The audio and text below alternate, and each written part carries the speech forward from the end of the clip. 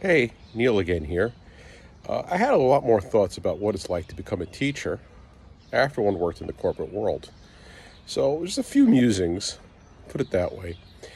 One of the first things I remember my first day teaching at Walden High School was that you had the bells. Now, when you have meetings at work, you call for an 8 a.m. meeting or a 10 a.m. meeting. It gets started just around when that time has been set. Sometimes people wander in a little bit late. But when you're a teacher, the thing that gets me is that there are bells. The bells signal when the time starts, the late bell for when kids come in. My wife asked me what time I had lunch. I said, well, it was 11:17.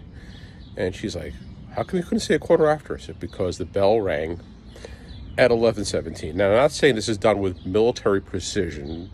Far from it for high school kids of 14, 16, 18 years old to have military precision. But there's just a cadence to the day which is very different, and that was one of the first things I remember.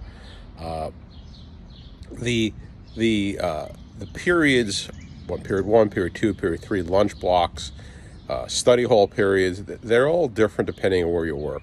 But that's one of the first things I remember is like, hey, there's a bell, and then you got to keep to it. Because you might be deeply into a conversation, you might be deeply into a lesson, and all of a sudden the bell rings, the kids jump up and they leave and go somewhere else. So that's the first thing you have to get worried about is how do the bells work?